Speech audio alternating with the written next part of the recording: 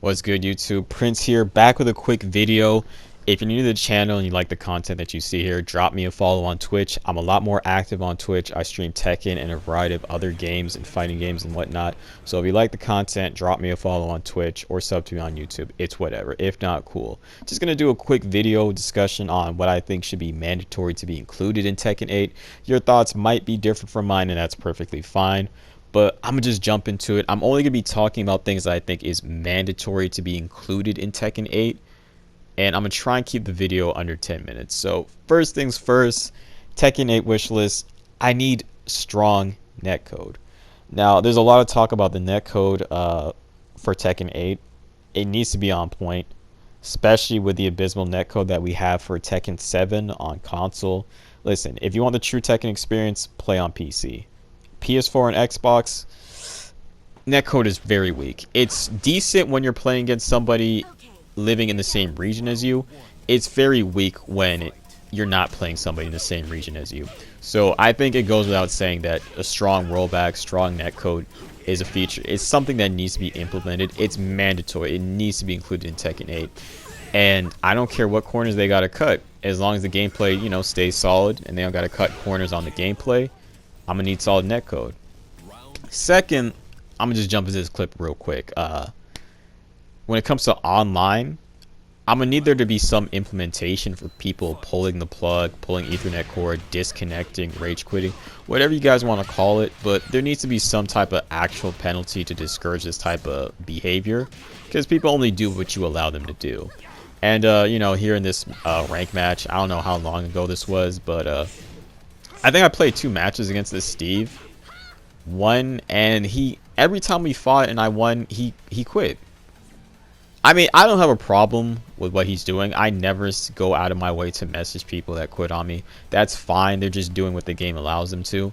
But what's not fine is that the game allows them to do this. So if you don't know how it works in Tekken 7, if somebody disconnects during a match or rage quit, whatever you want to call it, nothing really happens to the player. They get a little thing saying their disconnection rate has gone up. Again, this is the same Steve player. I ran into him 2 matches in a row. About to win, about to 3-0 him. He quits. So the way it works is they don't lose any points. If somebody disconnects, they don't lose any points.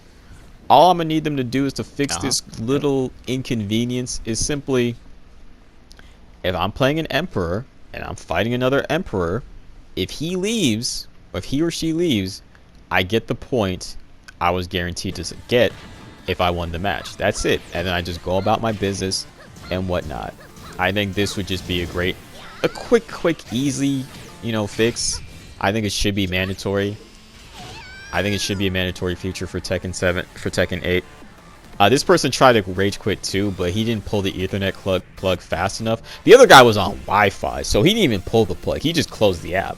You know what I mean? That guy's a professional. He's a pro. You know what I mean? He did that during the Rage Art animation. But anyway, aside from that, MK11 has a feature where if somebody quits, it's called a quitality. You get the win, and you just move on to the next match. Simple as that. Okay, aside from that, another thing I would like to see included, another thing I think should be mandatory for Tekken 8, and this one isn't really so much as a feature, it's more so as I want to say as just something that should just be done well, and that's DLC characters. Now, I was actually happy with the guest characters. I know some people don't like the guest characters like Noctis and Negan. I don't really like Negan, but I see DLC characters that are guest characters. I see the guest characters as social experiments that were done right. Negan and Noctis did bring a lot of clout for Tekken 7. And just Tekken in general, it got more people into the game, increased the sales, more people were wanting to play the game, and that was great. That was great. I love that. I'm not opposed to the idea of guest characters returning in Tekken 8. Maybe we can get different guest characters. Maybe we can get another Final Fantasy guest character. Maybe we can have Tifa Lockhart as a guest character, and that's fine.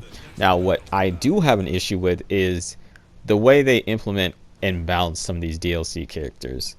Thoughts goes to mind to Negan, Leroy, Lydia, whose moveless, especially Leroy in Season 3 on his release, were pretty much bloated movesets. Leroy had everything. He had best parry in the game, orbital, better orbital than Brian, Hell Sweep, easy mode Hell Sweep with great range actually. Great damage output, mids, stances.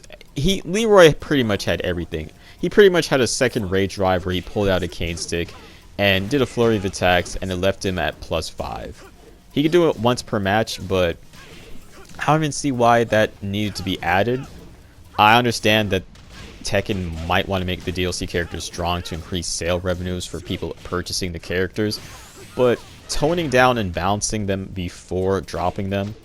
I'm happy that Tekken 7, for those of you who don't know, Tekken 7 was actually the first Tekken game to include balance patch updates, which was never done in any other Tekken game that had an online setting.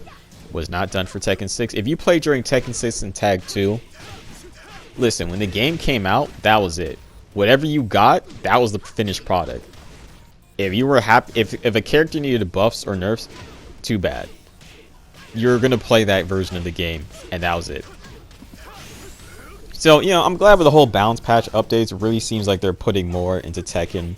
I'm glad the game got 4 seasons. We got 4 seasons out of this game. It was great. It was great. Now, I'm gonna just need them to, you know, tone down, you know, balance out the guest characters or DLC characters they drop, you know.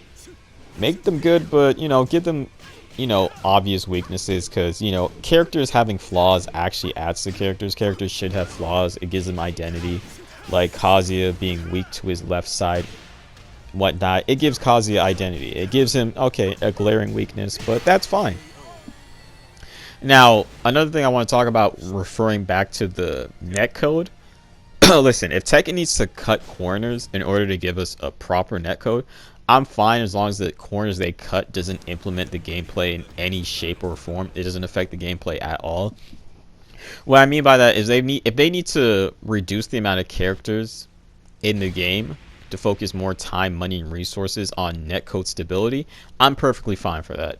For those of you who don't know, putting a character with these 3D engine models takes a lot of time, money, and resources. And from what I'm hearing, Tekken 8 is being built from the ground up. So I imagine that's a lot of money that's being put into the game. And I know there's a lot of stress on Namco to deliver with a good netcode. So I mean by that, if they got to cut corners by not...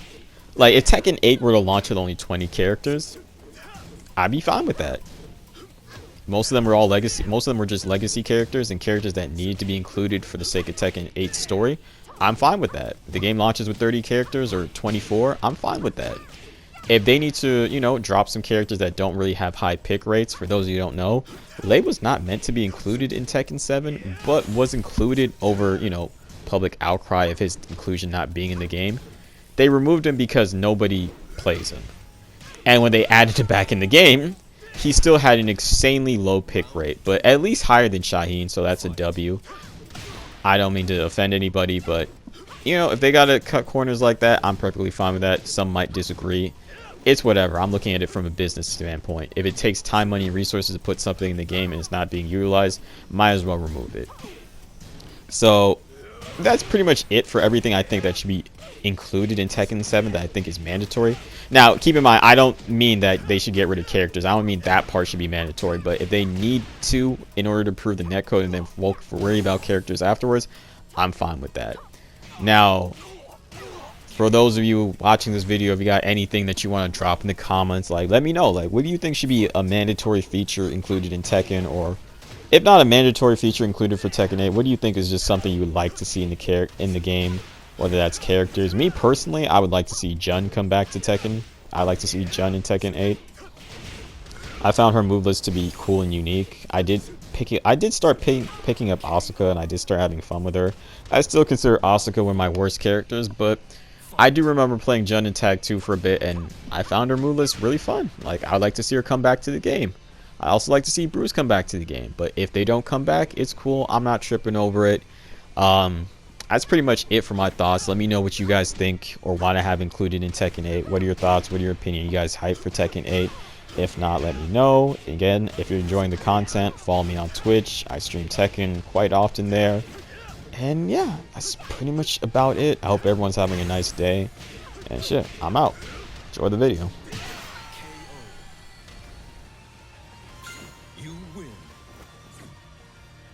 こちらは片付いた。